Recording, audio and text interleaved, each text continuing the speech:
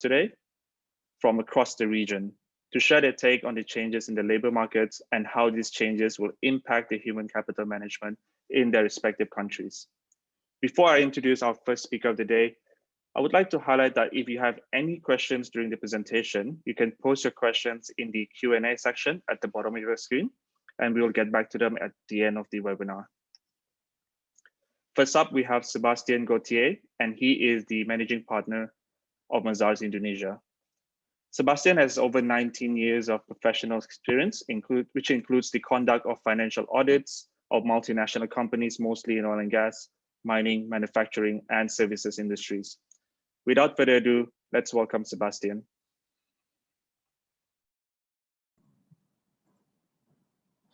Thank you, John. Welcome, Sebastian. All yours. Thank you. So maybe let's start by having a look to the current situation of the labor market situation in Indonesia. Next slide, please.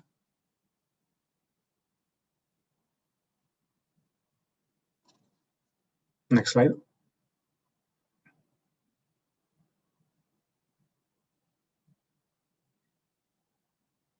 Next slide, please.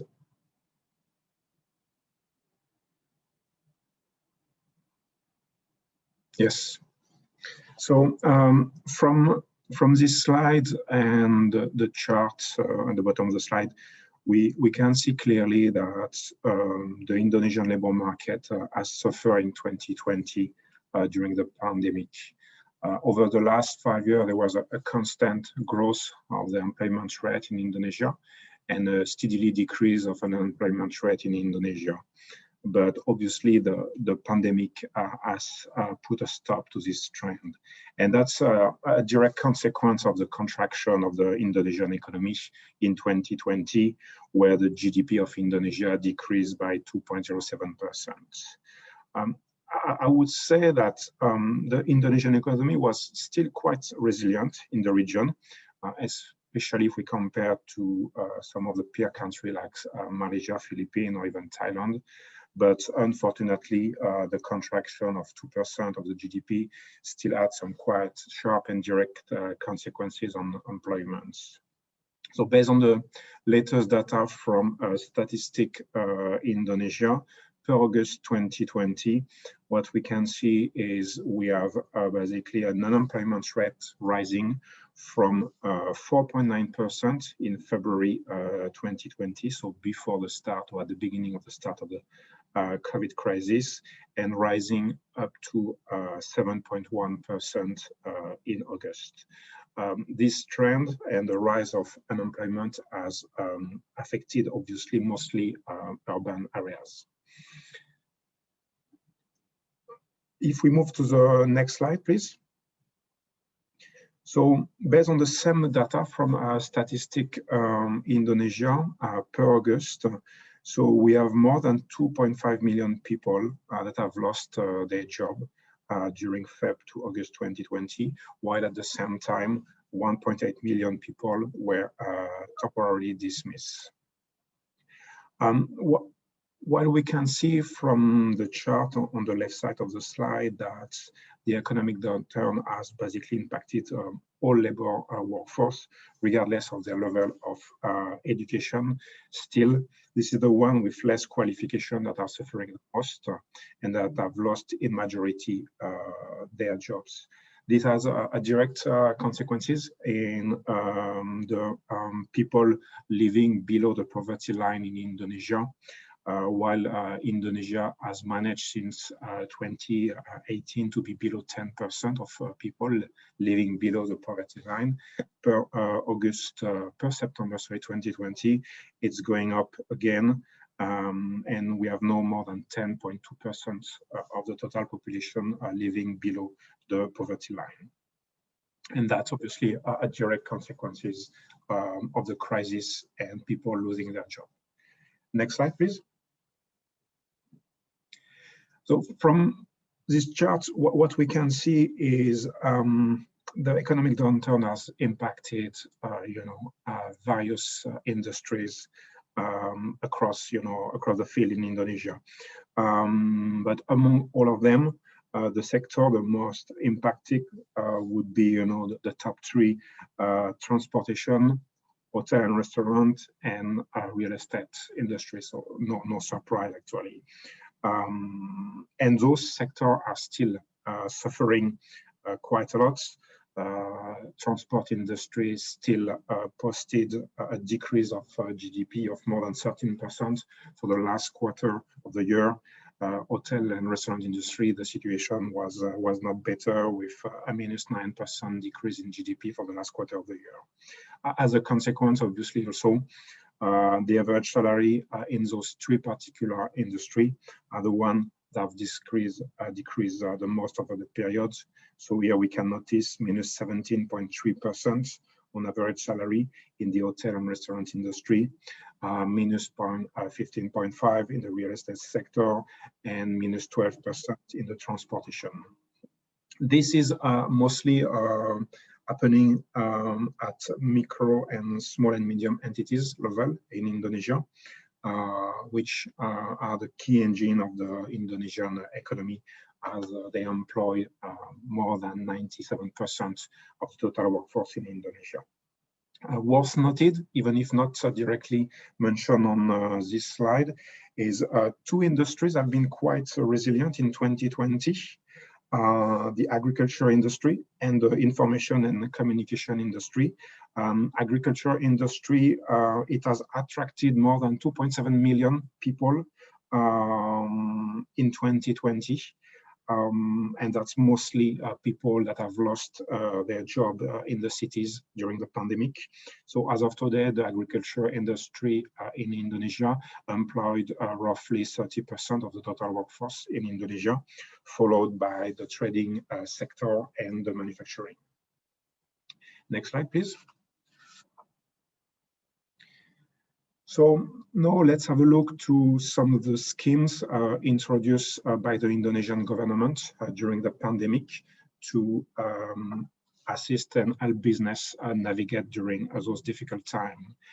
Some measures relate to human resources, human capital, even if I would say there was not much done, unfortunately, especially if we compare to what other countries were doing at the same time. Some of those measures touching on social contribution.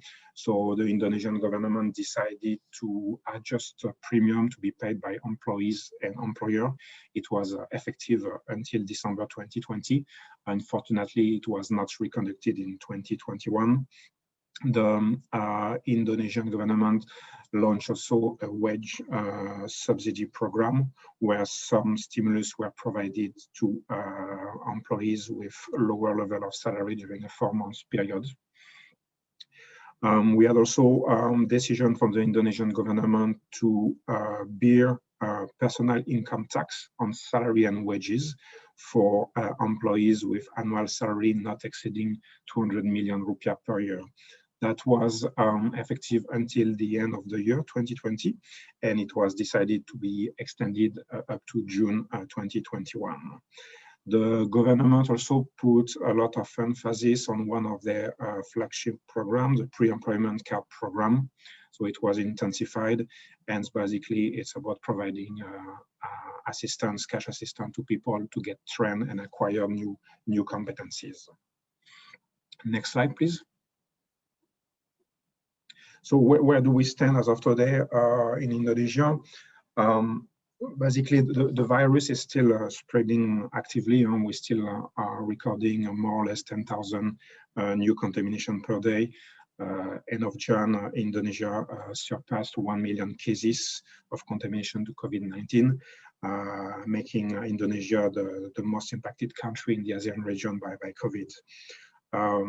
While the government is still basically working on the vaccination program, which has already started, some restrictions still apply on the community activities. For the time being, it will be at least until 8th of March, mostly on the island of Java and Bali.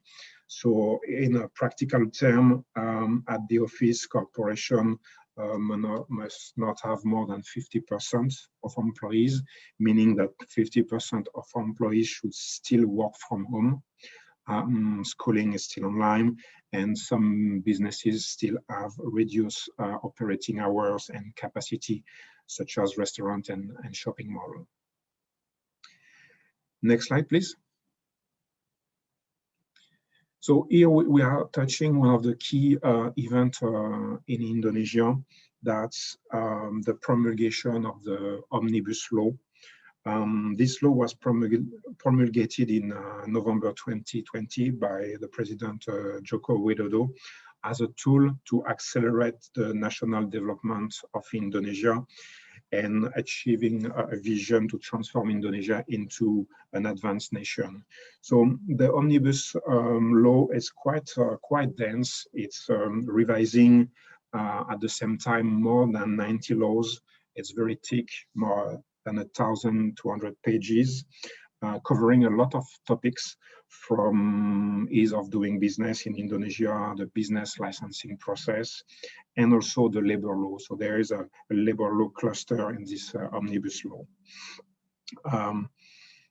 The proposed changes that were discussed prior to the promulgation of the law regarding the labor law cluster were those that were the most strongly challenged and opposed by employees and by labor union. So what we find in the Omnibus law regarding the labor law would be probably something that has been watered down compared to the initial discussion. Worth noting also, the labor law was promulgated so in November. It was supposed to be followed by some application decree within 3 months, and those application decree have been published last week, actually 49 of them, government regulation. So now the law is fully in force. So if we look specifically regarding the labor law cluster, what are the changes introduced through the Omnibus law? First, rest and leave, there was a provision in the old labor law making mandatory a long rest leave for employees after a certain number of years of seniority. This doesn't exist anymore in the new law. Regarding minimum wages, some changes were made also. The new law refer only to regional minimum wage now, while in the past it was also subject to a minimum wage by sector industry. One most challenged topic during the discussion of the Omnibus law was regarding severance calculation and pension calculation. Indonesia is quite famous to have a very generous provision regarding severance payouts in the labor law. With the Omnibus law, this has changed a bit. Basically, severance calculation and the rights of employee have been lowered through some change in composition of the formula of calculation and some change of multipliers. So the severance calculation cover 3 components: severance pay, long service pay, and right compensation. Regarding the severance pay, multiplier has been reduced in most of the case, especially when companies are suffering losses or facing major failures. So they should have to pay less compensation in terms of termination moving forward. But worth noting, the multiplier has been also increased in some instances, in particular when employees retire and when they pass away. Also, the law has simplified one of the other components, the right compensation, which is not covering not much topic anymore. The government has also introduced a new insurance scheme, the job loss guarantee. This can be seen also as a way to compensate the reduction that have been made on the severance calculation side. So this safety net is for people basically losing their job. It will be managed by the Social Security Agency, and it will be funded by the government, so it is not supposed to have any impact for companies. Next slide, please. Regarding working hours, no changes were made, so we remain to 7 or 8 hours working per day, 40 hours per week.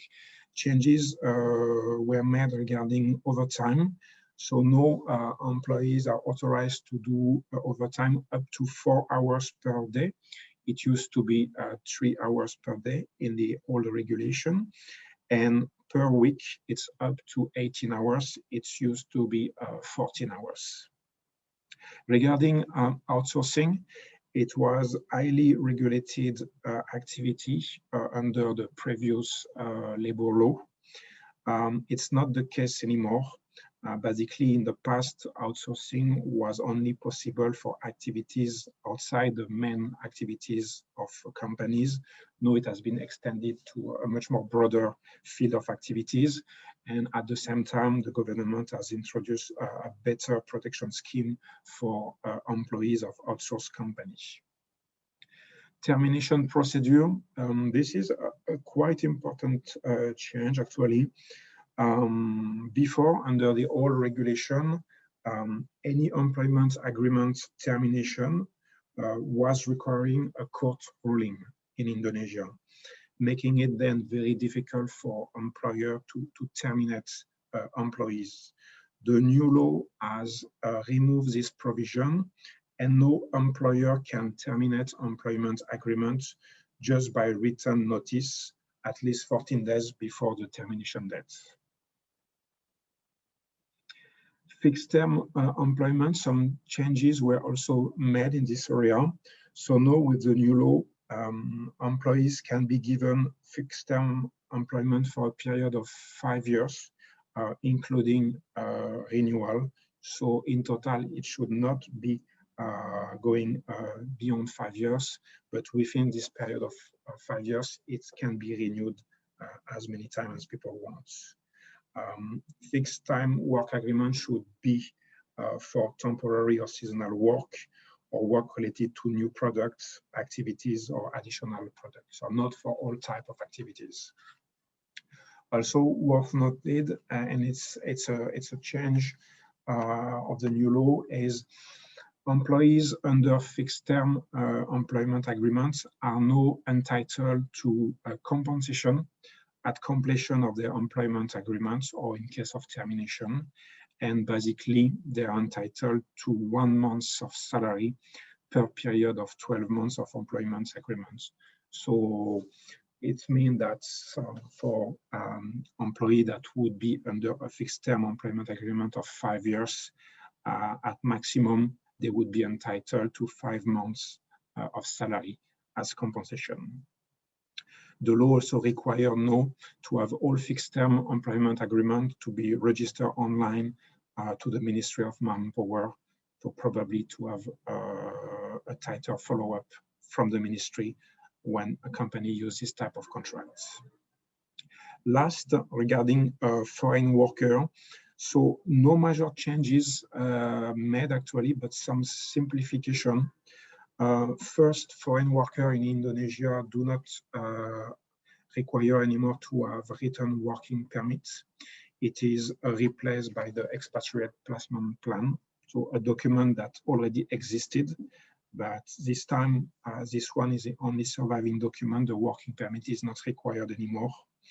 There are also some exemption to get expatriate placement plan in the new law for shareholder, director, and commissioner position.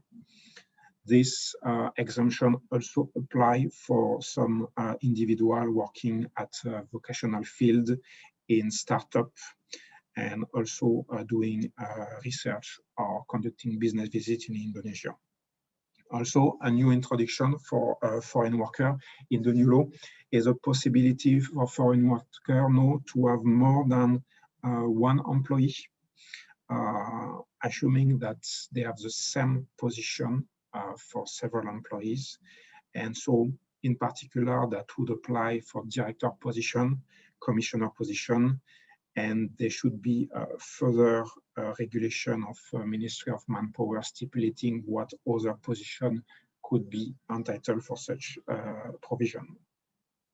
So all those changes in the labor law and more generally in the omnibus law are expected to spur investment in Indonesia, notably foreign investments, by creating a better working environment for employers to employ individuals and then to create jobs. I think that's it, Jordan, on my side. Yep. Thank you, Sebastian, for the insights, and great to know that the Indonesian government is stepping in with initiatives to help businesses overcome the various challenges in this current economic climate. And we hope that there will be more initiatives coming in the year 2021. So moving on to our second speaker of the day, we have Simi Yap, Head of Outsourcing Operations from Mazars, Malaysia. Simi has 9 years of experience providing services such as accounting, payroll, corporate services to international clients doing businesses in Malaysia. So over to you, Simi. Yep. Okay. Thank you, Jordan. Thank you. A very good afternoon to all the participants.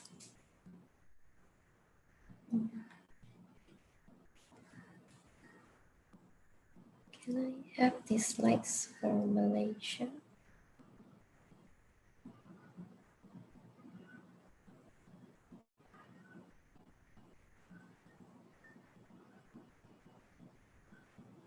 Okay, next. Okay, this slide. Yep. Okay, so today I will be bringing you through on the 2020 labor market situation in Malaysia. Then we will look at some of the government initiative launched in 2020 to help businesses with manpower issue. Then we will look at where is Malaysia today. So in the first slide here, you'll be able to see the comparison figure between Q4 2020 versus Q4 2019. So as you can see that the labor force increased by about 155,000 headcount. The employed person actually reduced by 93,000 headcount, and the unemployed person increased by 249 headcount. So this is, of course, due to the adverse impact of the COVID-19 pandemic in 2020. And if we look at the Q4 versus the Q3 2020 figure, we will see that the labor force increased by 81,000, the employed person increased by 66,000, the unemployed people increased by 16,000. So this is mainly due to that businesses are slowly reopened after the strict movement control order, which occurs in Q2 2020. Can I have the next slide? Okay, so from here on the graph on the left, you'll be able to see the unemployment rate in Malaysia for the past 10 years. So you can see that from 2010 to 2019, the unemployment rate is quite stable at around 3%. And there's a spike on the unemployment rate in 2020 to 4.8%. The graph on the right, you will see the unemployment rate by month in 2020. So you can see that in April and May, there's where the unemployment rate peaked. This is where the strict movement control order was in place, whereby people were not allowed to leave the home except for essential, except to obtain essentials. Businesses were not allowed to operate as well, except for essential businesses. Then you see that there's a slight decrease in the unemployment rate from June onwards. So this is where businesses were slowly started to reopen their business.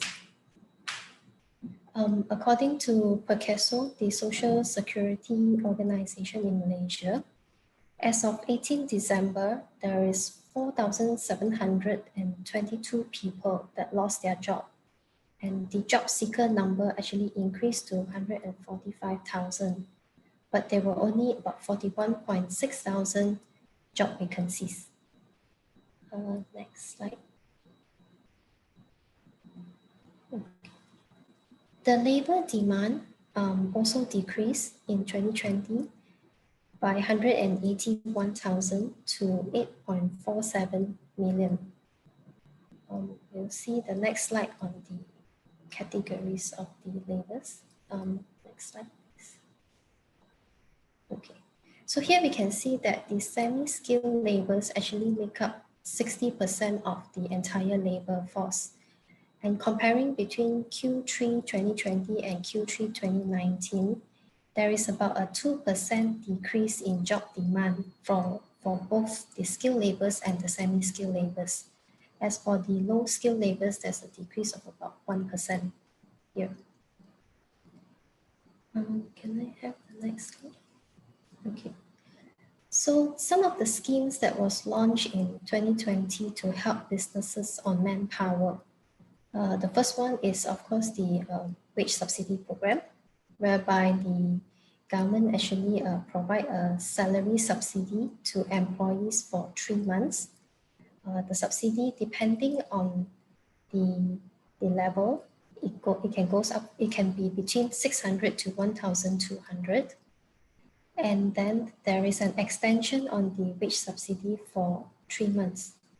Then we have the employment retention program, whereby the financial assistance of 600 is given to employees that were asked to take unpaid leave beginning March 2020.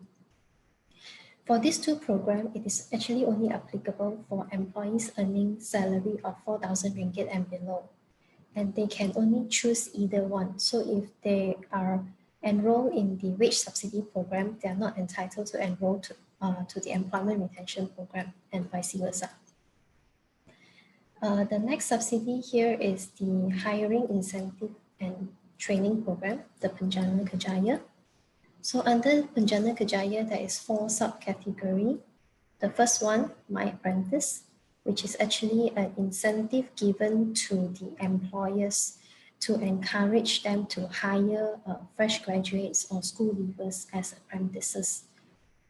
So they are given 600 per month for up to 6 months. The next one is Hire Malaysia, where employer hires people aged below 40 years old. They will get an incentive of 800 per month for 6 months. If they hired someone which is 40 years old and above, they will get an incentive of 1,000 per month for 6 months. And if they hire vulnerable groups such as the OKU or participants under the program Return to Work (PERCASO), they will get an incentive of 1,000 per month for up to 6 months.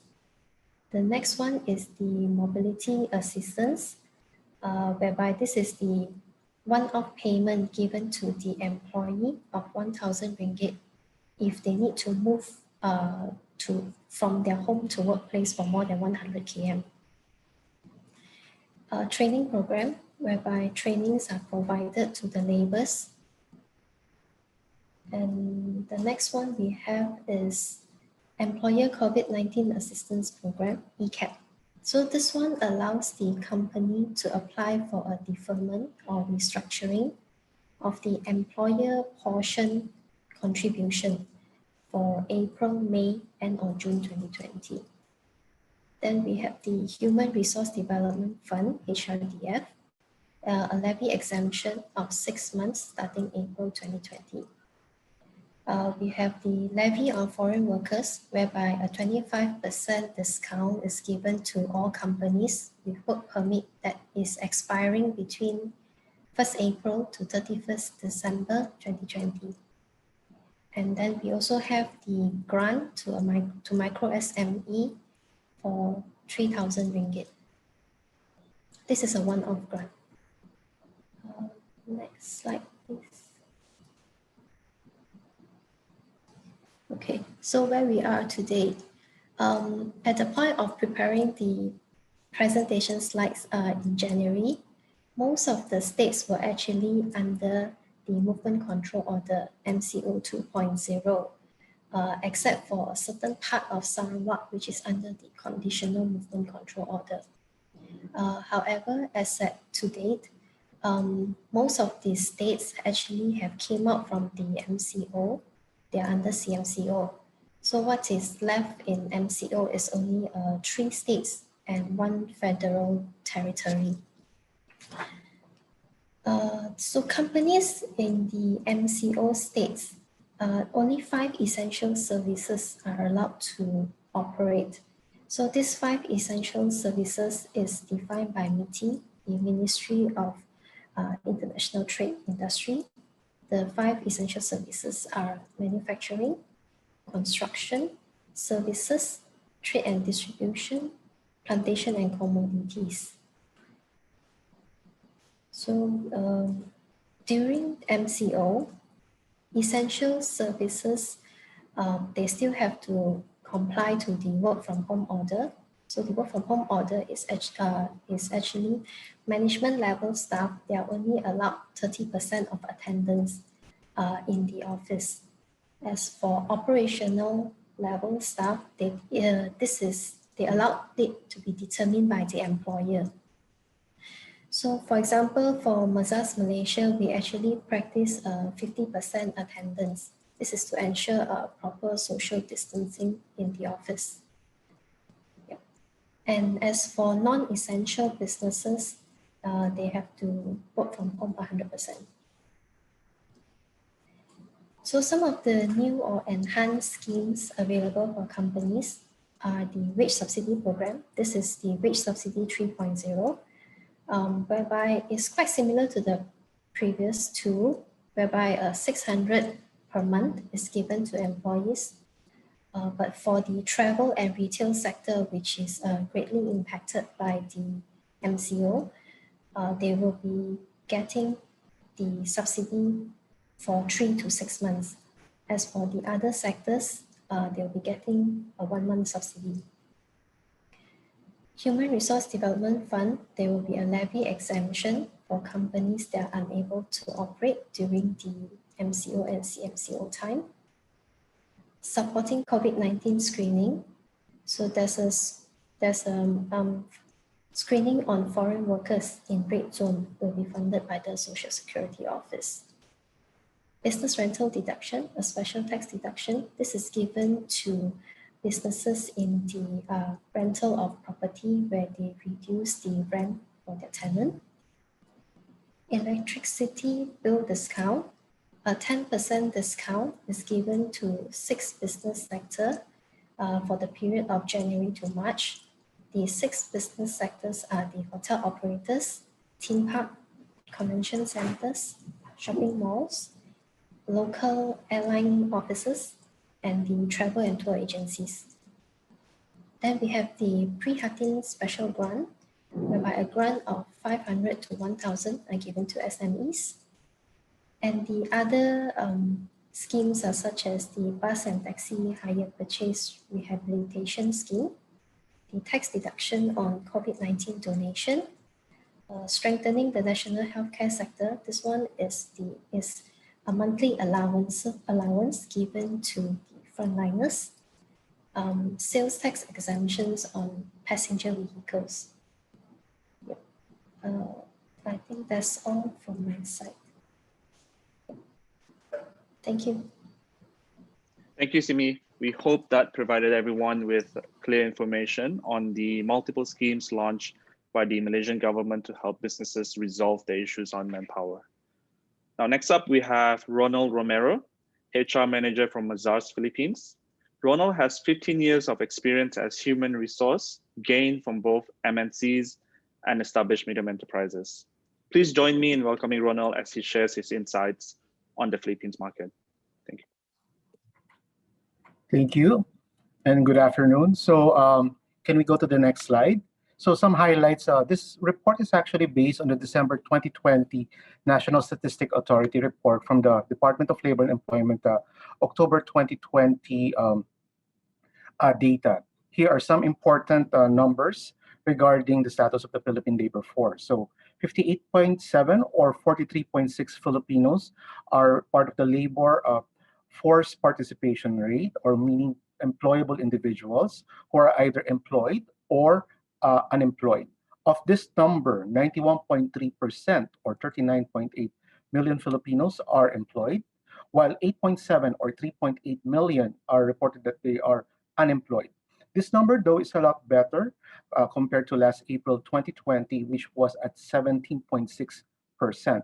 However, compared to last year, it is still higher than the 4.6% unemployment rate for October 2019. The other critical number here is 4.4%, or 5.7 Filipinos has reported underemployment.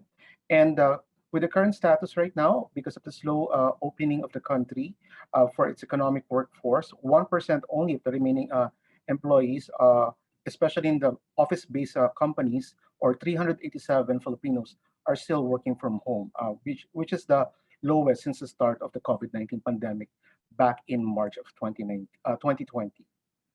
Next slide, please.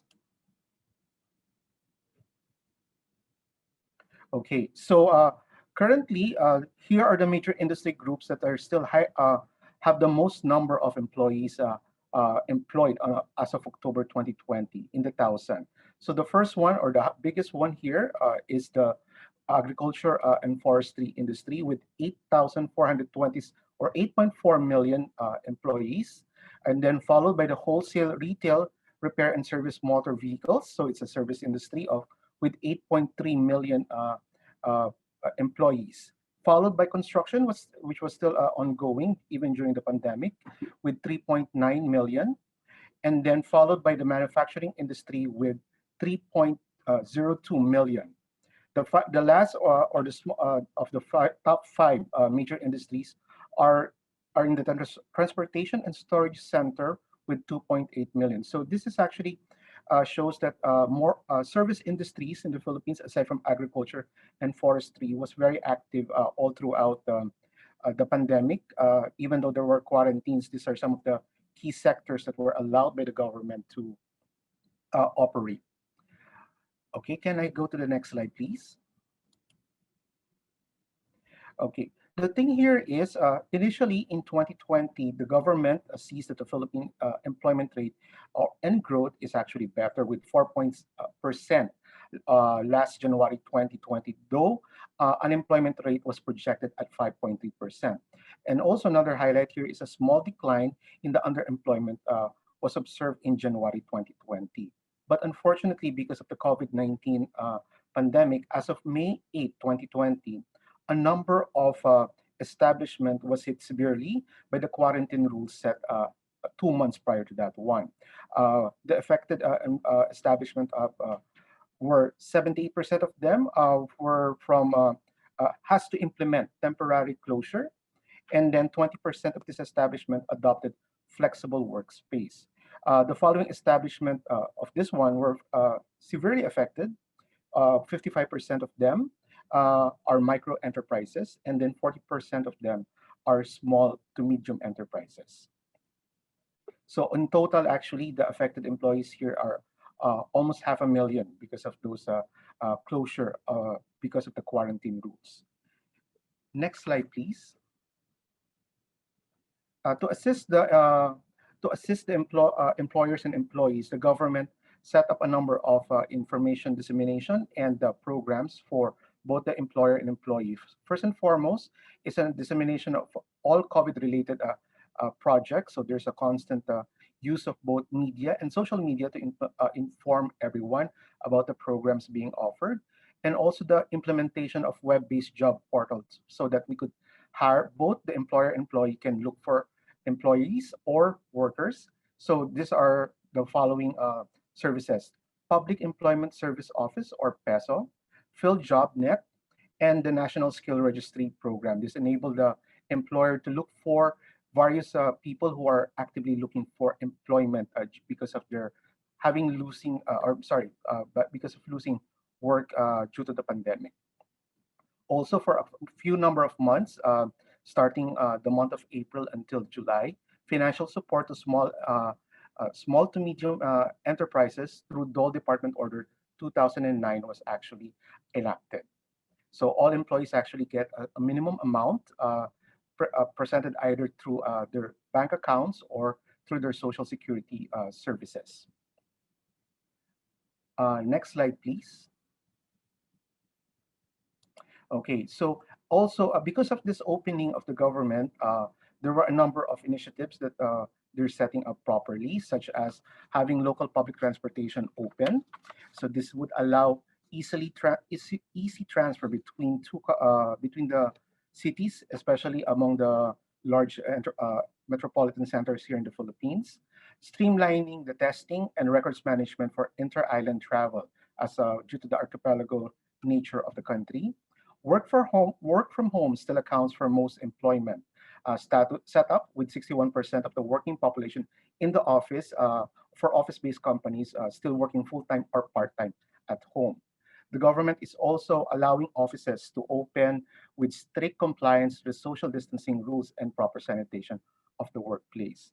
And finally, the government is still encouraging businesses to use online methods for meetings, seminars, and other non-essential activities to decrease the transmission of COVID-19.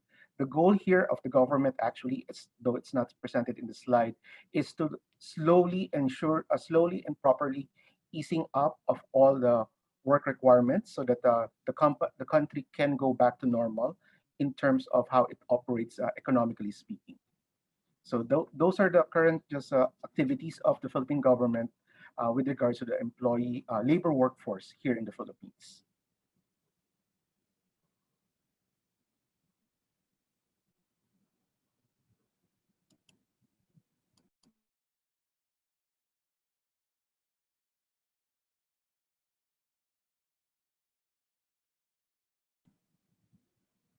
Actually, that will be the end of my presentation for the Philippine government.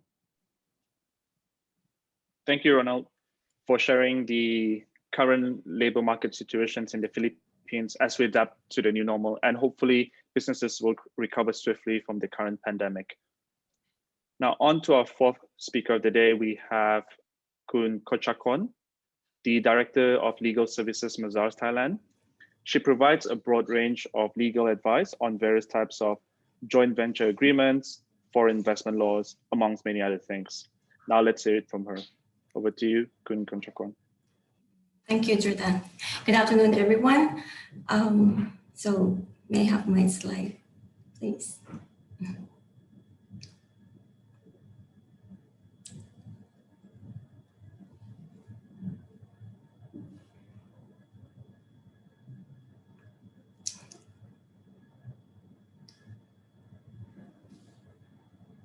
Yeah, apologies for that. There seemed to be a slight technical issue. Just give us a moment while we get the presentation slide back on.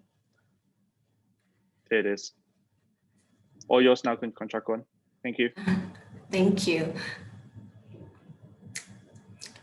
Erica, we have to go to number 5.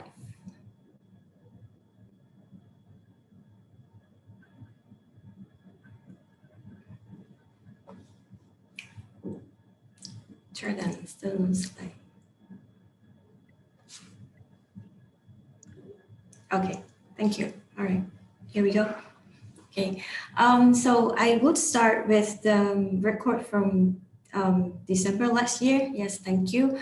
This slide that it shows that Thailand have around 39 million people registered as the workforce, and 70% among of them they are in non-agricultural industries. So mostly are the industries of trading, manufacturing, service businesses. If you look at the bar, each bar in 2020 is getting smaller than ones in 2019. So next slide, please.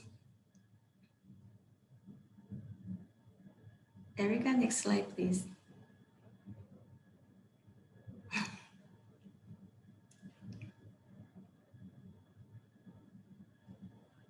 Erica, next slide, please. Okay, thank you. So this indicator on, the indicator on the left, back a little bit. Yes, thank you. Yeah, that one, thank you. So the indicator on the left, it shows the labor participation. Next one. Yes, we're here. Okay. Indicator on the left shows the Thai labor participation. It shifted, the shift in 2019 to 2020, it's from the virus lockdown that impact worldwide. In macro perspective, the indicator presents that the declining bar over 10 years. The reason is from two grounds, which are First, the technology disruption. AI robotics getting more influence because of Thailand has been shifting into Thailand 4.0 model. Manufacturing is more and more automated. And the interesting second reason is that Thailand is entering into aging society. Bank of Thailand have warned last year that Thailand aging society is faced greater challenges than the other countries because we have less time to prepare for such a significant population shift. Say Thailand will have just only 20 years and will become the aged society, while the other countries will have around 115 years to prepare for such change. In a way, working with Gen Z is challenging as well. So the organization may have to really prepare the working environment to attract their working behavior. The indicator on the right, it shows that the unemployment rate to date, January 2021, there's accumulated number of unemployed around 2.9 million people. So tourism and hospital industries are facing huge impact. And well, I think the situation will be getting better when the government announced to open the territorial sky for travelers. So let's move to next slide about the minimum wage, the daily wage that announced by the government is 10 bucks, is 10 US dollar a day. Years before, the workers like Blue Collar, they try to request to increase the minimum daily wage.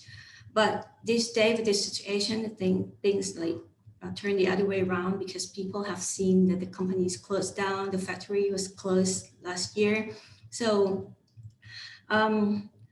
it's more like the employees or people, they seek for job security and ensure that they have stable income throughout the economic shakiness. For corporate workers, the rate depends on the area of expertise and years of experience. And again, within this situation, I'm sure that there are talents available in the market, and it's good time. I mean, it's good timing for the employers because with this situation, the employers will have better negotiation power in terms of giving them cons and bans. In terms of welfare, Thai laws, it is compulsory for every company to contribute the Social Security Fund to their employees. So just to attract the employees, the MNC, multinational companies and big companies with good reputation. So they try to give more benefits in terms of, for example, like annual leave. Thai law requires the employers to give 6 days a year annual leave, but in practice, the employers may give up to 20 days a year, plus the public holiday at least 13 days. So altogether, it's almost 30 days a year. That's not bad. Or about the health insurance. Well, it's not required, but many companies, they keen to give include health insurance in the package as well. Let's move to the next slide that to see how the business respond to lockdown and how the situation tends to be. Next slide, please, just Erica. So these bars, this slide present how business responded to lockdown. I would say that COVID-19 recession is creating a double disruption scenario for workers. World Economic Forum forecasted that technological adoption by companies will transform tasks, jobs, and skills by 2025. So as a result, it will lower workforce demand. We move to next slide, please, Erica. And so this slide shows that the new skills that will be required in the future. And obviously, you could see that all items involve digitalization. Next slide, please.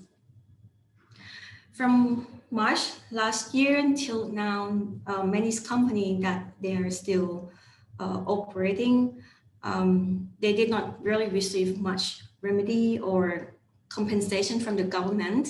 So on the far right, you could see that this is two bullet points that that they receive, for example, like soft loan. In fact, it's not from the government, but it's from commercial bank. And the reduced rate of the social security contribution. In normal situation, the employer and employee have to contribute around $22 a month, but till end of next month, employer and employee have to contribute $13 US, so it's 40% lower. So on your left is what the compensation or remedy from the government. Social security contribution rate is getting lower, so that we discussed. The government lowered the consumer bills, means the last month, electricity, water, or even Wi-Fi cheaper, and there are other some program, for example, like soft loan, or even postpone debt repayment for people, for the employees. Apart from that, there's the financial relief package under the campaign called Rao Rakan, or in English, the campaign called We Love Each Other. So that would be 9 million people will be receiving like $120 US this month. So we move to the last slide. Right. Where we are now in Thailand, well, for those companies that cannot bear the operating costs, like if the service or product demands getting significantly lower, and so they have been closed down, they already complete their redundancy process. So of course that the employment laws in terms of the employment termination, notice formalities, or the severance pays were applied. Till today, the government have asked the cooperation from businesses to reduce the commutation and urge them to apply working policy. Other working policy is pretty convenient, but judging from the law perspective, the employer may have to really look into the nature of business a bit. For example, if the company still have like clock in, clock out system, you may have to really announce the policy, the work from home policy. You may have to really set up the system to monitor the staff working at home, not to abuse the time when they are there, or may have to really provide them support in terms of the infrastructure, computer, Wi-Fi also. So yet, working from home may not practical for many businesses. For example, manufacturing, hotels, factory, restaurant. So what they do right now is that, well, the thing is that the business have to be continue as usual without any interruption. So the companies will have to really manage to have the staff as less as possible at the workplace and set up measure to avoid them to physically touch each other. Right, just to sum up, so the current situation, workforce in Thailand, although there are accumulated number of employment, like almost 3 million so far, but I believe that the situation is getting better and will be recovered very soon, meaning that right now, talents are available in the market. It's good for companies that they would like to recruit more and more people working in the companies. Business continue as usual. People are learning work remotely and more into digitalization comparing with before. So that's pretty much it, Jordan. Thank you very much. Thank you, Contracon, for that very insightful sharing on the labor market in Thailand. So a quick introduction to our fifth speaker of the day. We have Iris Goh from Azad, Singapore. So Iris is the Associate Director of Human Resources with more than 20 years of working experience in areas such as corporate secretarial, business development, and human resources. Let's welcome Iris to share her views on the HR climate in the Singapore market. Thank you. Thank you, Jordan. Thank you all the speakers who spoke before me. After listening to them and also about the situation in their region, and especially their population number, I just realized how small Singapore really is. Yeah, we're really, really tiny. So how did this little red dot do over this period, especially in 2020? Let me just start with the labor market situation in Singapore. Then you realize how small Singapore really is. Yeah. So so we are also not cushioned in terms of this pandemic. Singapore has its fair share of challenges during this last 1 year as well. And looking at our population size, Singapore is actually quite small. We are about 5.7 million at this moment, of which our resident workforce is about 2.34 million. So it's about half of the people who are actually active.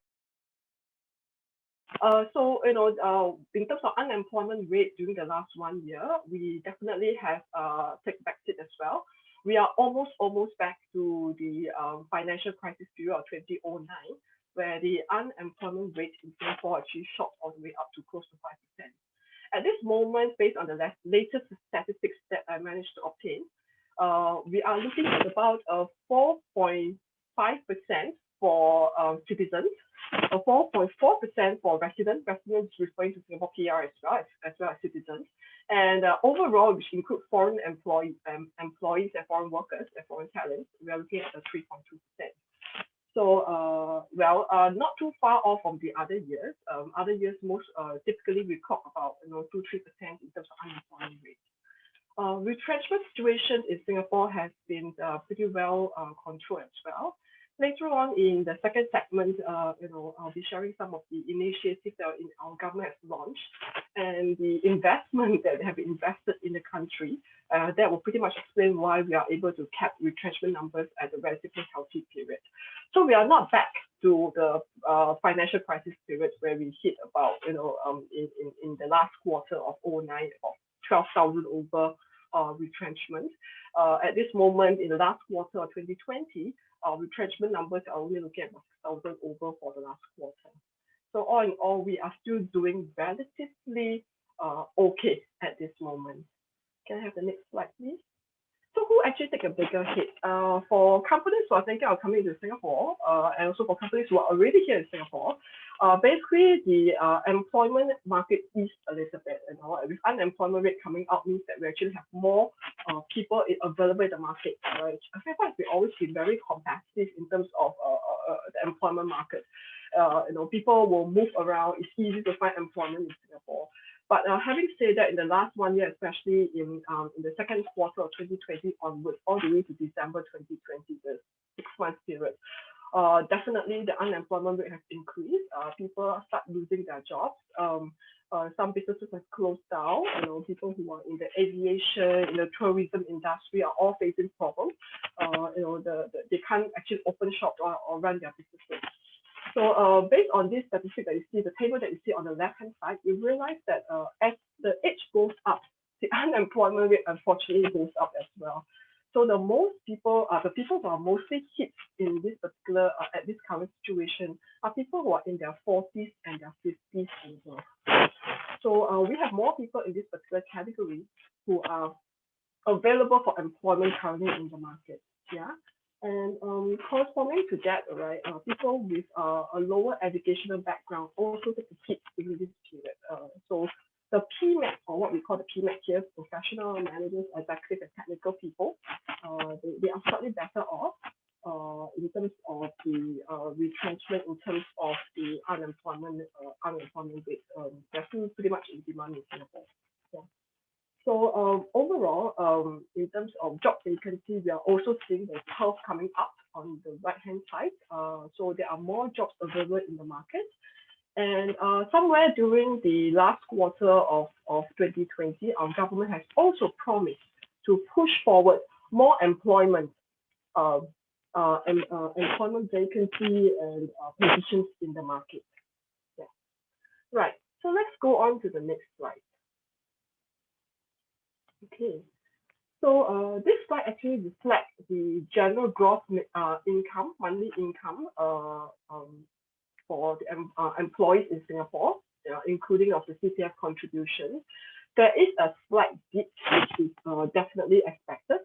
reason being companies are a bit more conservative in terms of the pay package and the pay range in 2020, and also in terms of promotions, increments, bonuses. These have also taken a back seat in the last quarter of the year, right? And that is usually the typical period where a company will look at in terms of the next step, the next progression for their employees, right?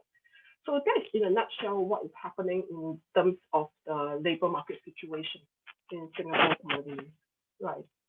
In the next bit, I'm going to talk a little bit about in terms of subsidies, funding, and support given by the government. I think our government has been pretty aggressive to ensure that we will ride through this crisis together and we'll come out stronger than pre-crisis period or pre-COVID period per se. Yeah. So all in all, our government, over a few additional so-called budget speech in 2020, they have committed themselves and invested about 97.3 billion Singapore dollars in order to kind of sustain the economy, and their key focus basically on employment and also on the COVID prevention measures related to medical and related facilities, right? So there is also a big chunk, about 85% of the $97.3 billion that they have pledged to pipe into the market. They spend it a lot on companies and individuals to ensure that during this particular period, we will not end up in a situation where the unemployment rate will spike beyond historical record.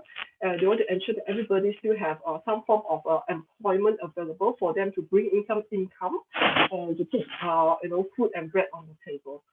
So for those companies already in Singapore, I'm going to touch on a few schemes that they have put in place, and these schemes are still available based on the latest budget speech that was done on 16th of February 2021. So for those of you who are already in Singapore, do take note of some of these schemes because it's still available to help the businesses in Singapore to sustain their manpower costs. And for those who are thinking of coming in, some of the schemes may not be available for new companies, but some of them maybe, and there might be a new scheme that's coming out in the market as well, right? So the first scheme, which is one of the most key schemes that the government has introduced during the COVID period, which really has helped the company a lot, is this scheme called the Job Support Scheme, or the JSS. The intention of this JSS is basically for the government to actually co-fund the monthly salary of Singaporeans who are earning up to $4,600.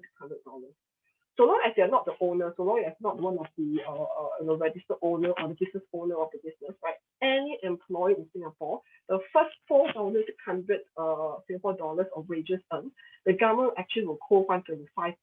This was in phase one of their when they launched the scheme.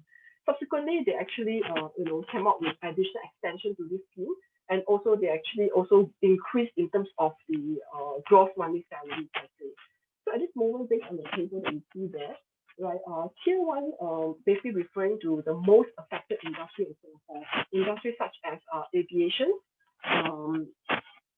manufacturing company, retail, not retail, entertainment, mines, tourism, and hospitality. So they have divided into the whole industry to tier one all the way to tier 3B. So based on the tier that you are being tagged at, right, you will still receive whole funding of the first $4,600 or $5,000 salary all the way up to September 2021. And this really, really has a great impact on helping a lot of companies in Singapore to maintain their manpower during this period. And there was a lot of initiatives, a lot of events and drives in the market to help employers. Please do not think of retrenchment as your first way to reduce costs, but think of how you maintain your people, all right? And the government will come in together to help you to sustain your manpower costs over this period, right? So JSS is one of the key schemes that's in the market that's really has helped a lot of companies during this period. Yeah, can I have the next slide, please? Right. On top of that, this rich credit scheme is also available, and again, it has been extended to 2021.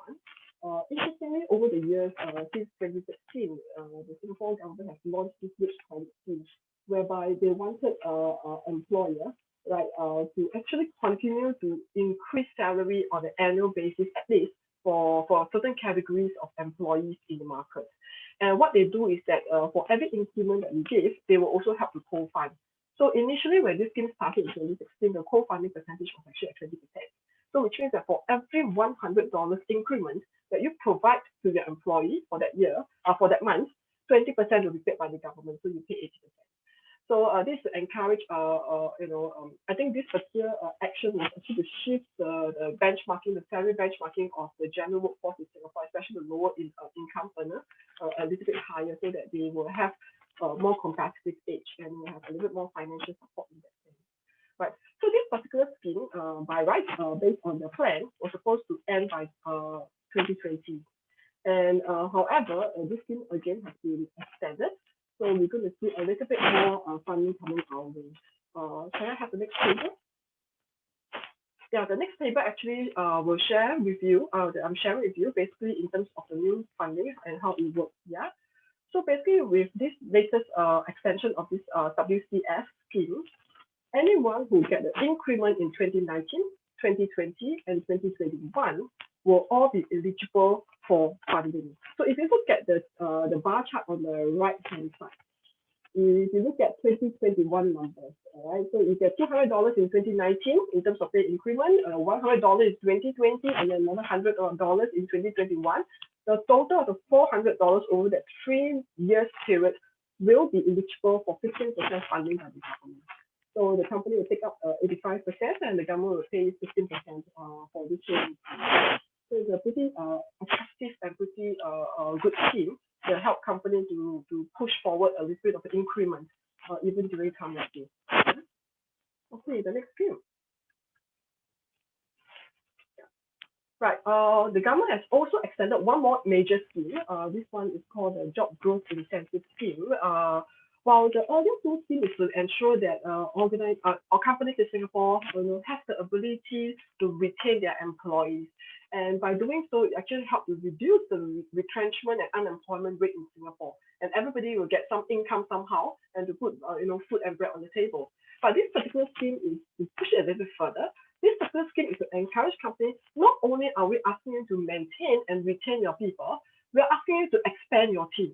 Take this opportunity where there are more talents available in the industry to go ahead and expand the team, and then prep the team to prepare for a recovery of the economy. Then you'll be ready, to go at full force when the economy recover. So this job growth incentive scheme, again, is supposed to end in February 2021. It's extended by 7 months to September 2021. So what is this all about? It simply means this: anyone that you employ from September 2020 to September 2021 during this 1 year window, right? And this local employee, local refers to Singapore PR and Singaporean that you employ, right? Increase the overall base headcount that you have in your organization, right? You will be eligible for some salary support as well. Take for example, February 2021, you had 100 employees, right? In March 2021, you have 105 employees. So there was a net increase of 5 employees. And if these 5 employees are all local employees, right, then what the government will do is they will fund 25% of the salary of these employees for the next 12 months. If this person is earning $1,000 a month, $250 will be paid by the government, while the company only has to absorb $750. So that's how it works. And to push it even further, because as I mentioned in the earlier slide, that the highest unemployment rate actually forms the category of people who are 40 and above, right? So if you employ anyone who is 40 and above, all right, we are called mature workers at the age of 40. If you employ anyone who is 40 and above, or someone with a little bit of a physical disability, or someone who are what we call the yellow ribbon project, right? Someone who are coming out after serving their terms, right? This group of people will be funded at 50%. So for every $1,000 you pay to this group or this category of people, right, $500 salary will be paid by the government, while the company takes in $500. And this funding will be supported for 18 months.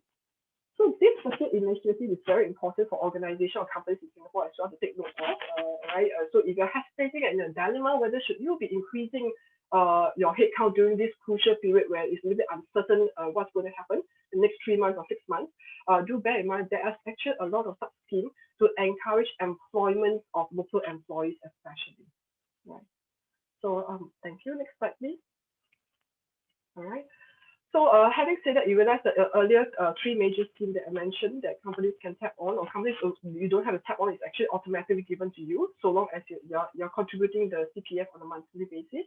Right. Beyond that, the government also understand that in Singapore we depended a lot on foreign employees. So just to give you a ballpark numbers, we have about, as mentioned earlier, 5.7 million in terms of population, 2.34, 2.35 in terms of valid workforce out there, of which 1.1 million are actually foreigners.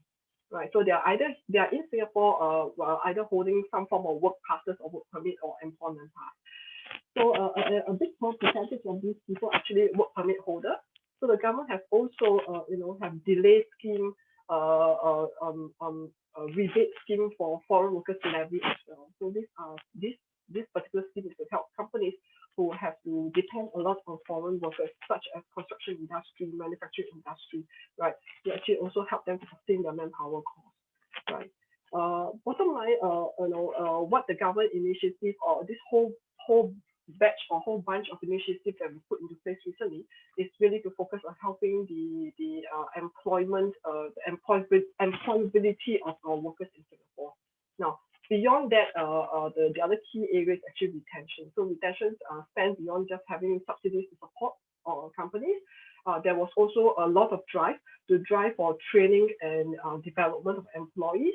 So if you send your employees doing training during this period, right, they will provide training subsidies. They will provide even grants for you to design your training programs. They will also even pay you, all right, the absenteeism payroll. What it means is that if I send my employee for 8 hours training, I can claim a certain percentage of the cost of this employee from the government.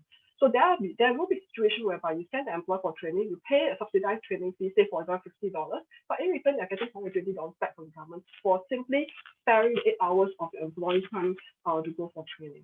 So these are all very exciting and interesting schemes that really can help organizations to sustain their costs during this period. Yeah. So for those who have not thought about using training as a way to absorb or as a way to pick up some of the spare time that employees have during this period, maybe it's something that you should consider at this moment.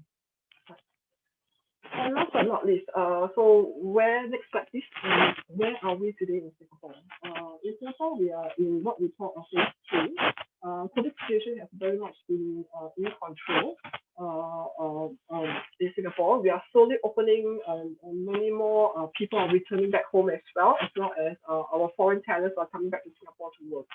There are very stringent set of safe management measures put into place by Ministry of Health, Ministry of Manpower, a whole long checklist. So for those of you who are here, I think are coming in, please take a look at the checklist. This checklist will actually guide you very closely on how you should be operating your office. What are the do's and the don'ts, and what is allowed at this moment. At this moment in phase 3, companies are allowed to for 50% of their employees to come back into the office. So your office shouldn't have more than 50% of your total employee each day. And each one of these employees who can work from home should not be coming back to the office more than 50% of their time over a 4-week period as well. Meaning in 1 month, if there's 20 working days in a month, I shouldn't be coming in for more than 10 days, right? So these are some of the requirements that the government put into place. We have to also implement staggered working hours. We should be flexible enough to allow employees to travel to work and by allowing them to avoid the peak hours. So working hours is recommended to start after 10 o'clock because usually typically in Singapore from 8 to 9 o'clock, that's where the most traffic will be happening. So do allow them to come in a little bit later. Yeah. And we are also allowed to start to have some minor events and meetings and retreats within the company or even externally within certain specifications. So there's one whole long list of checklists that we have to be aware of. Yeah. And in terms of work permit and employment pass application for those of you who are thinking of getting foreigners to come in, are we facing a little bit more stringent conditions The answer is yes. The process is a bit longer now. The evaluation criteria may be also a little bit more stringent, but it is definitely possible to get employment pass and work passes for foreign employees. So it's just that, in terms of the verification process, it might get a little bit more tedious. Yeah. And at the same time, MOM, TAFED, all these are stepping on checks to ensure that the recruitment and the retrenchment practices in Singapore are kept well within a very fair and just playing ground. And there's no one that's abusing the system. If they do, then the penalty is actually quite heavy. Yeah. So generally, in a nutshell, we are almost back to normal here. Yes, work from home is still a norm in Singapore, and we should expect it to continue for the next couple of years, 1-2 years. So it would be a good idea to incorporate this work from home as part and parcel of a new generation of work culture here in Singapore. And a lot of digitalization grants available for companies as well. So watch out for that. You can do research on that as well for those who are interested. Yeah. So that's pretty much sum up the situation in Singapore. Yeah, so back to you, Jordan. Good to know, Iris, that things are almost back to normal in Singapore. And thank you for sharing on the current labor market situation, as well as the different schemes that were launched to help businesses adapt in Singapore. And with that, we hope that Singapore will come out much stronger as a nation post-COVID. So last but not least, we have Jack Nguyen from Mazars, Vietnam. He is the business development partner and has nearly 25 years of international executive accounting, finance, and investment experience, having worked in Canada, the United States, and Vietnam. Over to you, Jack. Thank you, Jordan. Good afternoon, everyone. It's truly a pleasure to be on this webinar with my colleagues from across ASEAN. But before we get into the COVID numbers, I just want to give a quick macro background of Vietnam during the COVID period. I think, at the slight sound of overconfidence, I think Vietnam has emerged as one of the great success stories in dealing with coronavirus era, as Vietnam was able to generate positive GDP growth in 2020 at 2.3%. And really that growth was attributed to great management and control of COVID by the Vietnamese government. The total COVID infection rate in Vietnam up to date is hard to believe, at 1,300 for the whole last 15 months. So if there's been any outbreak or any hotspot of outbreak, the Vietnamese government has been able to lock down that specific area very fast and do very exhaustive contact tracing in order to very limit the impact of COVID. So Vietnam in 2021 should expect to increase its GDP to 6.5% by some of the estimates. And for all intents and purposes, there was only one really extended period of lockdown in 2020. That was during April of 2020, where there was four weeks of lockdown. But we've been back to pretty well normal working conditions. There's been two mini second and third wave since last April, but the government has been able to manage that, nip that in the bud very fast and very quick. So if I could get to the next slide, please.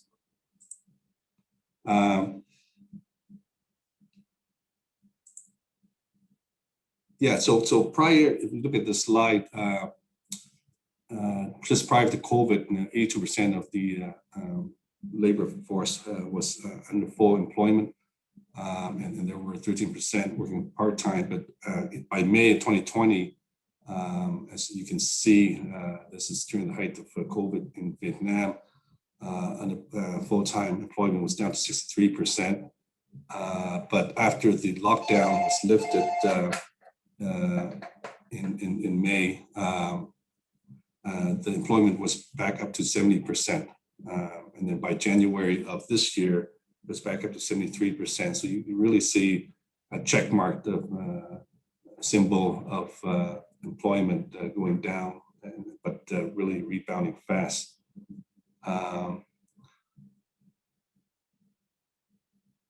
So in 2020, as you can look at the graph, 56% of the employees were impacted, negatively impacted. And this was impacted through either unemployment, reduction in salary, temporary salary reduction, or lost job. And in 2021, that number expected to be reduced to 27%. Can I get the next slide, please? Again, two graphs showing how the labor market picture looks for Vietnam. Unemployment was very steady, about 2% for the last decade or so. It spiked up by the end of the first quarter last year because of COVID, but unemployment decreased after May of last year, and has remained almost caught up to the annual average of about 2% unemployment.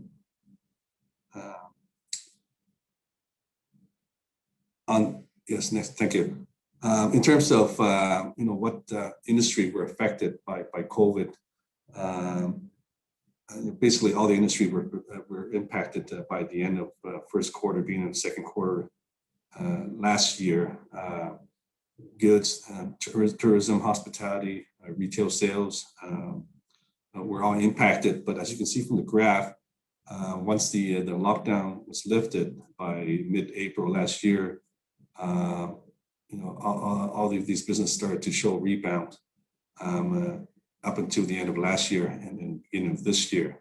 The one sector that was particularly hard hit, and I'm sure it's the same case for the other country, was hospitality, which has been heavily hit. It's been offset somewhat by domestic consumers, travelers, but domestic market cannot make up for the foreign hospitality visitors that come to Vietnam. So that industry is still being devastated by COVID.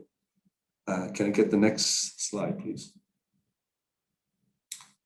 So during COVID, at the height of COVID last year, the government had a number of schemes to help businesses, and I'll just name a few of them. First one is a reduction of about 10% in retail price for electricity for manufacturing business sector. This is one area where the government can control. So they they gave discount to all business for the electricity at 10%. There was also tax and rent support. Corporate income tax filing were extended for additional couple of months to give business some breathing room in terms of tax emission. Land use rental for business were also extended as well. Usually the adjustments were probably about 10 to 50%. And business that were in really difficult situation can apply to the government for tax deferral or tax relief, and those were being dealt with on a case-by-case basis. From an employee point, some of the schemes government were giving about $70 per month to employees who labor contract were terminated due to COVID-19 pandemic, and you need to prove that it was directly related to COVID-19 pandemic. Employers who are facing financial difficulties needed only to pay at least 50% of salaries to the employees during the suspension of the work, and then were given, in some cases, were given collateral free zero interest rate loans by the Vietnam Bank for social policies.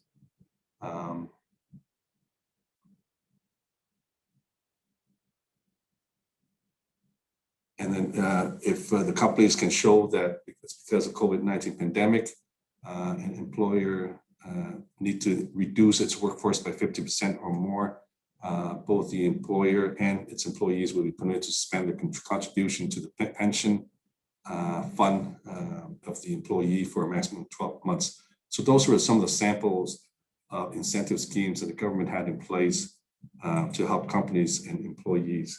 Next slide, please. The biggest change in Vietnam was the new labor code that just came in late last year, effective for 1st January 2021. And I just want to go through some of the big changes in the labor code for Vietnam. The first one would be labor contracts. And the amended labor code now allows for 2 types of labor contracts, whereas before there were 3 types of labor contracts. So there's a definite term contract, which cannot have a term longer than 3 years. And indefinite term contracts, we can go for indefinite. Whereas before, the third type of contract was seasonal or contractual type contracts. So that's no longer allowed under the new Vietnamese labor code. Second biggest changes is termination. And this is this new law is employee friendly, where the employee will be allowed to immediately terminate his or her contract if he or she feels there's been mistreatment, or if the employer does not pay the salary on time. So the new law will allow the employee to unilaterally terminate the contract immediately. The third biggest change is the retirement age. Whereas Vietnam, the retirement age for men currently before was 60 years old, and for women is 55. Apparently now there's more work and we have to work harder. So retirement age for men will be gradually increased to 62 years old, and for women to 55 years old. This will be gradually increased such that the full change will be in effect by 2028. New labor code would also allow for Vietnam to join to organize unions, and this is really being in compliance with the various international trade agreements that Vietnam has signed, so that they can be in compliance with the International Labor Organization. So big changes that Vietnamese employees can organize union. Of course, they need to still get permission, approval from the state authorities to operate the union.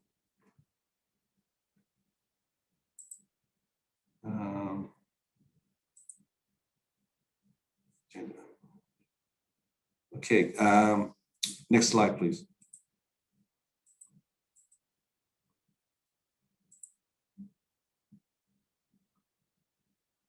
Okay, Decree 145 is further guidance of the new labor code.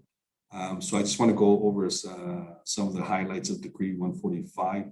The first one is that for the first time ever in Vietnam, the decree is mentioning specifically about sexual harassment in the workplace. So this could be in the form of any physical, verbal, or nonverbal, body language, or whatever. So this is now enshrined in the law, whereas before it was never mentioned. Overtime, employees need to give consent if the employer plans to change its overtime hours regards to term, location, or overtime work. For female employees, again, another positive pro-employee change to make it easier for female employees. Those that have children under 12 months of age will be allowed to take up to an hour break every day to breastfeed her child, and other benefits for female employees. Can I go next slide, please? Okay. Decree 152, which came out earlier this year, is again, gives further guidance to the new labor code. And this one talks specifically about foreigners working in Vietnam. The biggest change for foreign employment is that For a foreign employee individual to work in Vietnam, he or she must have professional qualifications, skills, and experience, good health, goes without saying, with no criminal record, and must need to get a work permit. Without these qualifications, the foreign worker will not be permitted to work in Vietnam. The biggest change in the work permit is that the work permit has a maximum validity of 2 years, but cannot be longer than the employment contract. So if the individual has an employment contract for only 1 year, then the work permit is only good for 1 year, but the maximum number of years for a work permit is 2 years. Only these individuals are allowed to have work permit. Expert, an individual holding a bachelor's degree or equivalent and at least 3 years experience in their field, a manager, a person in charge of the organization, executive, a person managing the company, or a technical worker. Those are in the oil and gas field, for example, or energy, and holds at least 5 years experience working in that position. The new Decree 152 also gives guidance on exemption from work permit. So individuals who are exempted from getting a work permit are those who are owner or a capital contributor to a foreign company set up in Vietnam that has contributed at least about 130,000 US dollar. And there are other criteria. The other big one is foreigners who marry local Vietnamese and live in Vietnamese territory does not need to have a work permit. Can you get the next slide, please? So where we are today, I mean, Vietnam certainly is still facing challenges from COVID-19, but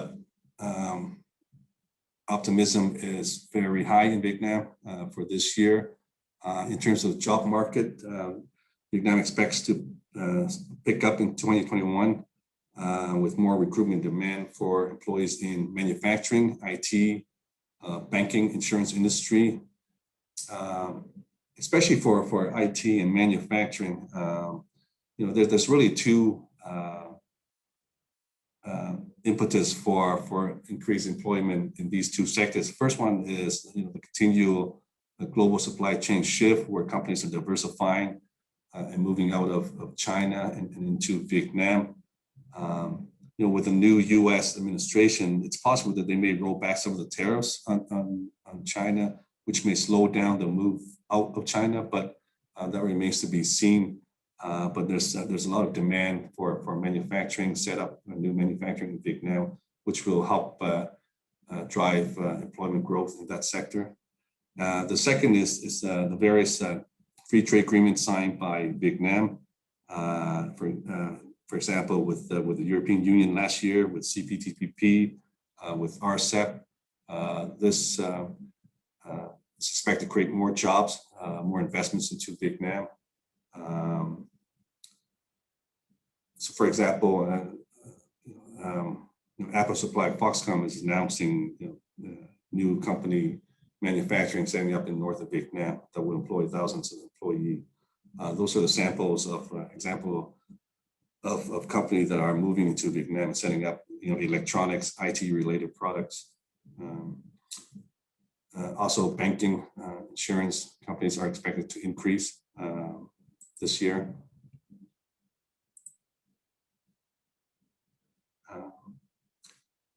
The good news is that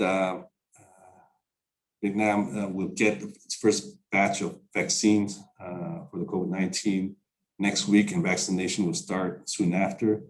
The hope is that once more and more people are vaccinated, then the Vietnam will start to open its border, allowing foreign investors, foreign visitors to fly into Vietnam without the fear of quarantine.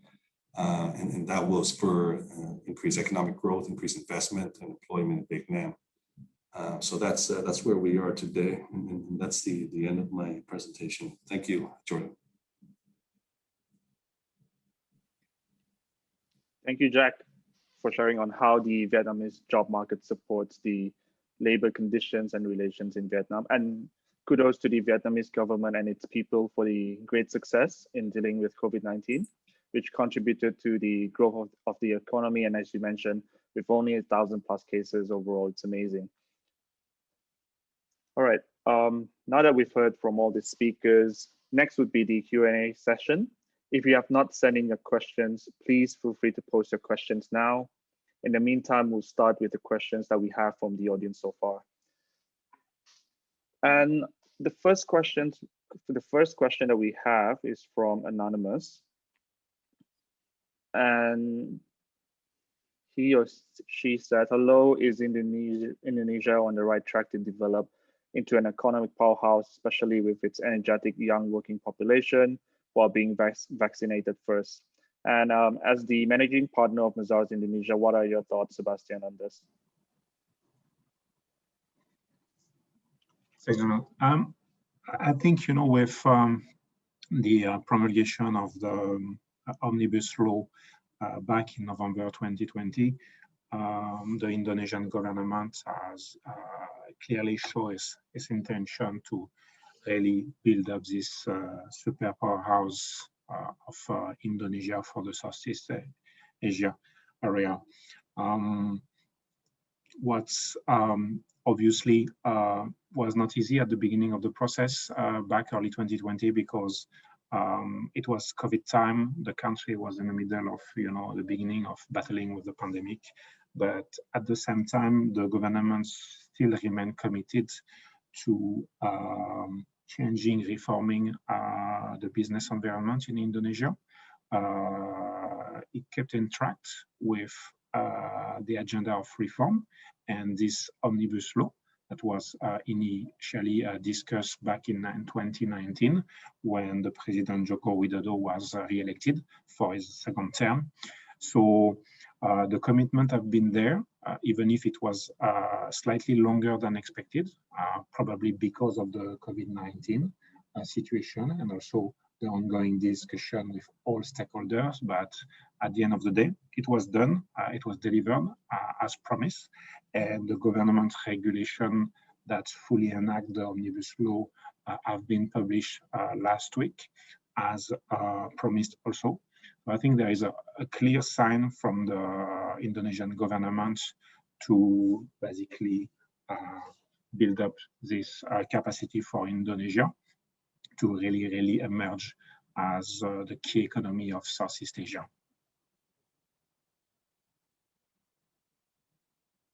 I think that's what I can say on that question, Jordan. Thank you, Sebastian. So while we're on the topic of the newly implemented omnibus law, and this is a question from HReasily. So while we're on that topic, right, many perceive it as a being biased towards the employer side, and as a result, it makes the employees unhappy. What are your thoughts on this, and how does it affect the labor market in the future?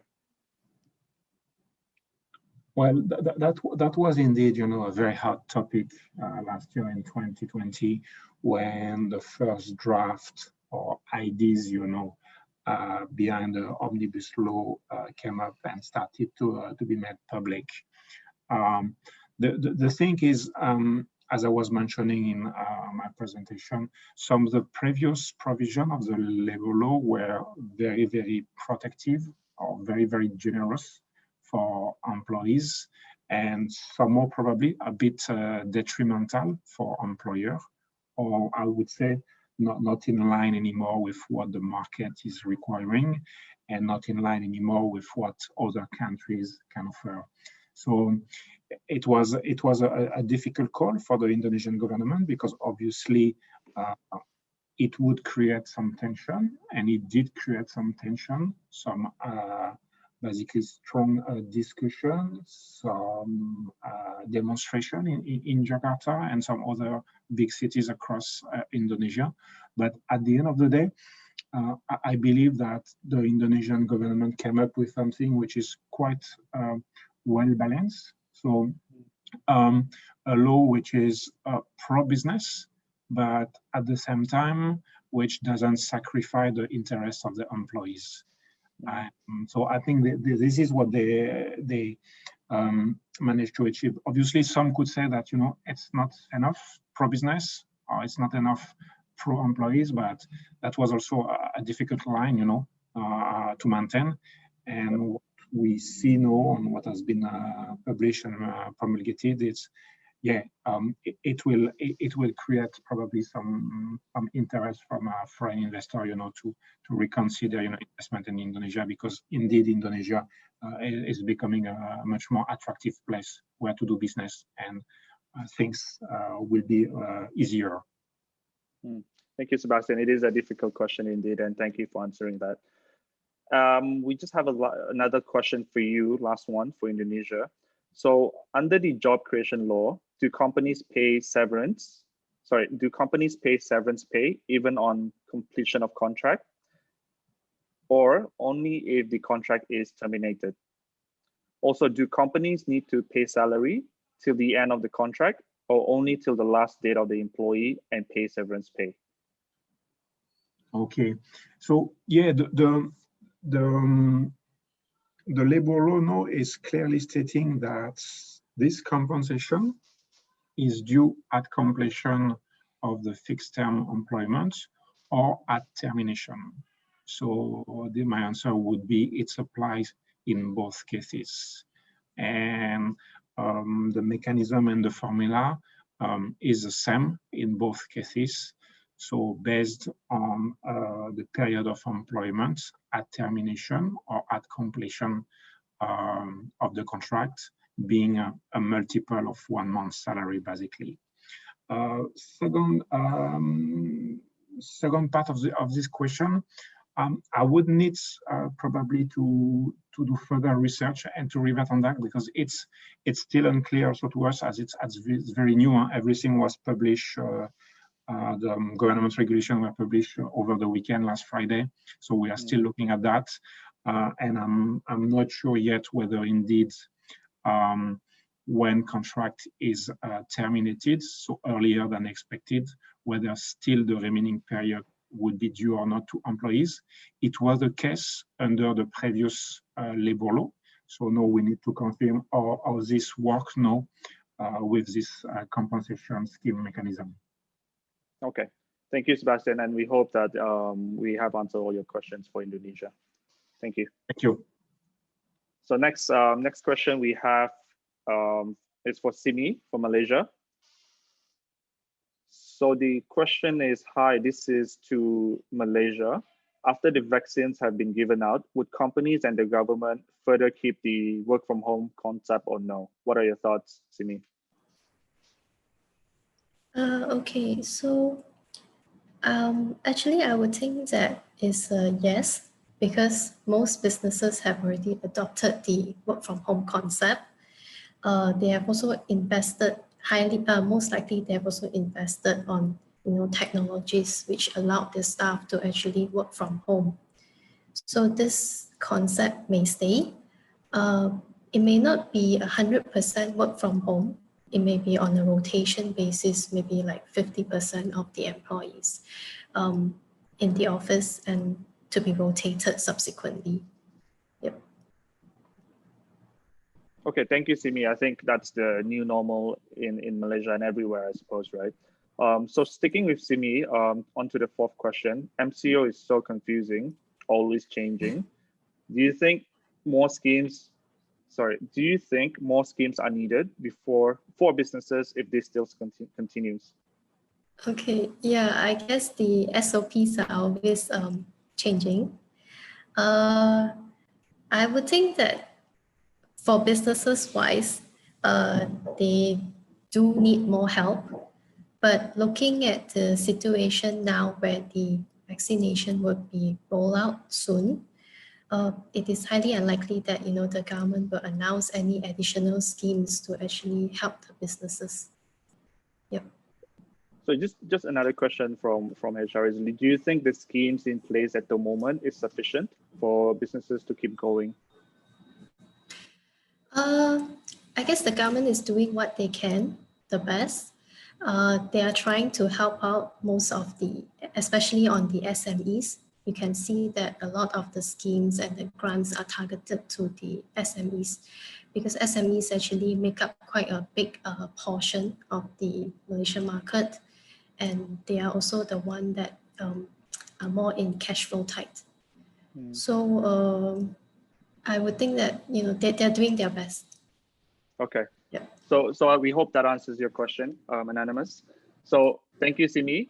Thank So you. moving on, we have a question for Ronald from Mazars, Philippines. Is it mandatory for employees to be vaccinated before we are able to come back to work physically?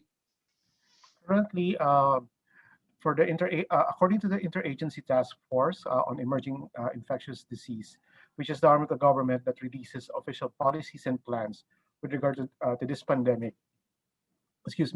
it's not requiring non-essential workers to be vaccinated before they go back to work. Currently, only the following workers are prioritized: health workers, those who work in the hospitals or some caregiving functions, and frontliners from the government, like the police and military that normally interact with a large number of people in the public, are to be vaccinated. Okay, so only essential workers for now. Yes. All right, thank you, Ronald. On to our next question. This is a question for Kun Konchakwan from Azad, Thailand. So the question is, going back to the topic of skills, business development is under one of the emerging roles and sales reps are put under one of the redundant roles. But why? I think they're similar. What are your thoughts? All right. To me, well, for that slide, it's talking about the emerging of the new skills. The thing is, maybe I take the example of the bank. That would be easy for imagine that less officer work in the bank because of the replacement of all the machines. Or for example, if you would like to buy insurance this day, you don't need to do a very talk with insurance agent, but you just just click and just do it by yourself on the platform. And in terms of the business development, it's more like the analytical thinking and the strategical thinking. So I mean in that way that people, the organization will have to really prepare for the shift of working style in the future. Okay, so front-facing and back-end. Right. Thank you. Sticking to a question from Thailand, I heard vaccines coming this year. Will the unemployment rate drop at a healthy rate? And would it be a while until we're back to about 1%? What do you think? Vaccine is in today, the first. Oh, that's good news. I'm not sure. Well, to be honest, that vaccine, I don't think it really relates to the economic growth for Thailand, because as you have known that it takes like a while, maybe a year or so, that to get things recover.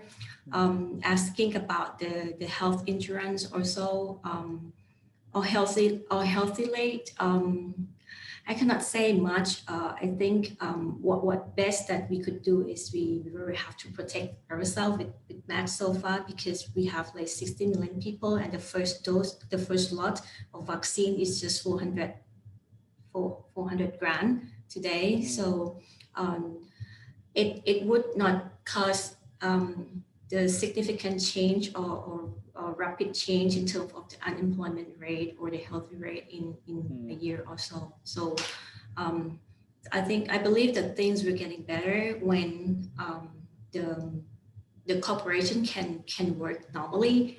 Well, it's normal today, but we have to really admit that Thailand economic rely on the foreign investment, rely on travelers from overseas. So yep. Long as the tourism and hospitality is not that good these days, so it takes a while to get things settled. Okay. Yeah, we hope things will go back to normal sooner rather than later in Thailand. Thanks, Jordan. Thank you. So next question will be for Iris from Azad, Singapore. I was just reading the new SG new budget for 2021, and one of the plan is to help us emerge strong by investing into 3 enablers, one being creating new opportunities as well as redesigning jobs. I'd like to hear, how would you think this would help our labor market, please? Okay, well, so this is a hot topic in the market as well, yeah. So there Yes, are many, indeed. many schemes, yeah. There are many, many schemes in Singapore. I guess, where the government is coming from is that they have a lot of numbers that we cannot see. So just to give you a ballpark understanding, typically every year we have about 30 to 40,000 fresh graduates coming out in the market.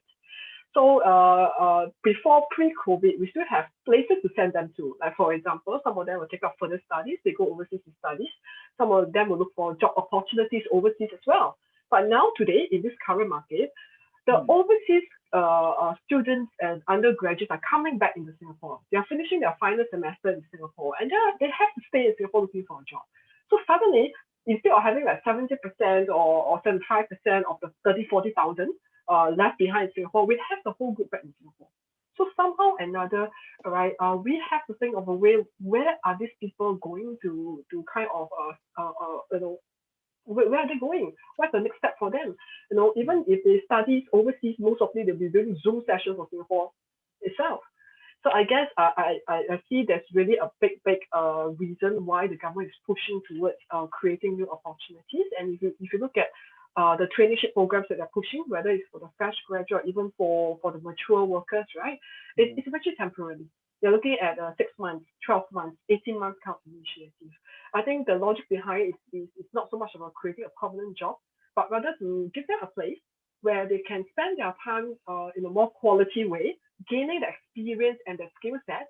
And hopefully, in a year or two, when the economy is a lot stronger, when the economies are opening up, we can say that, well, we have quality skilled workers and they don't waste that 1-2 years ago. I think that's where this initiative is coming from.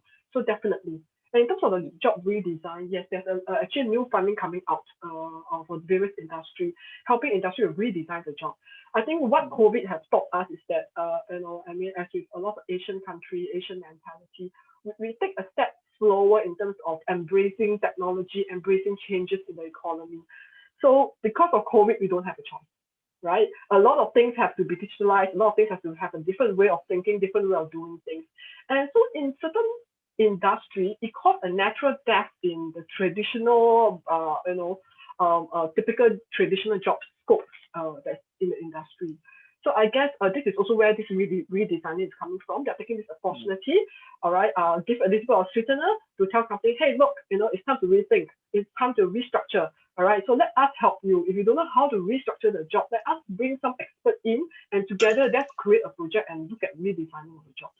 So in short, to answer the question, I say yes, definitely. I think it's a very important initiative, and it will actually bring us a little bit further and emerge a bit stronger in time to come. Yeah. All right. And touching a bit on funding in Singapore, we know from your earlier presentation that there has been a constant government support via grants and schemes to ensure that companies are given financial aids in the times of crisis, right? But do you think the government is doing enough? And when will it be sufficient if it's not? I think when it comes to funding, it will never be sufficient. There's always good to have more and more and more. But I guess we have to strike a balance between how much is enough before companies are relying too much on the government to help to support them. That's why I think concurrently together with this funding, there are projects, there's initiatives, and a lot of these fundings put aside what I've shared earlier on. There's a lot of other projects that come with funding, not so much as just to give you the money, but they actually bring in a team to help to redesign, reconfigure your work environment, rethink the whole business model, etc. Right. So these are the ones that I believe should be enhanced a bit further and drive a little further to help companies to position themselves better in time to come. But the typical funding, I said that JSS, all this, yes, true, they extend for 1 more year. But my take is that maybe that will be it. 1 more year, 1.5 years, and then they most probably going to trigger down and focus on other areas to help companies to be a bit strong. Yeah, more funding will definitely be better. Thank you, Aris, for the answer. All right, so next up we have a question for Jack. Jack, can you please share a few pointers on how Vietnam managed to level up during COVID? Is it because of the support of the Vietnamese government and its improvement on its labor laws for 2020 and 2021? I think the biggest reason is the increase in foreign investment coming to Vietnam, even during COVID. Although travel into Vietnam requires quarantine 14 days, there were still a lot of foreigners or experts that have coming to Vietnam to open new business, new manufacturing plants, etc. And that has really ramped up employment in the past few months. And the other thing is, once the lockdown was lifted, all the business were trying to ramp up and get back to normal as fast as possible. And, hiring people that have laid off. So those two conditions were able to allow Vietnam to get the uptick into employment right away past few months. Okay. We do have a lot more questions from the audience, and in the best interest of time, we won't be able to answer them all. So one last question for you, Jack. Is there a requirement for work from home in Vietnam, like other ASEAN countries as well? No. I mean, everyone's been back to office work or back to their office really the last 6 months. There are those that work from home, but that's really a policy of their multinational company that are asking to work from home. But there's no government policy that are mandating that employees work from home. So it's basically it's business as usual in all purposes. Yeah. All right. Yep. Thank you, Jack. We hope that answers your questions, and we're able to provide valuable insights. We have reached the end of our webinar session. A big thank you to all our speakers today for taking their time to share their valuable knowledge and insights with us. And also a very big thank you to you all watching and attending this webinar. For the questions that weren't picked, don't worry, we will be sharing a list of answers to your question and post it on our website. And if you're interested to know more on the upcoming webinar series, do drop by our website at www.HReasily.com/webinars. So that's it. Thank you guys, and stay safe.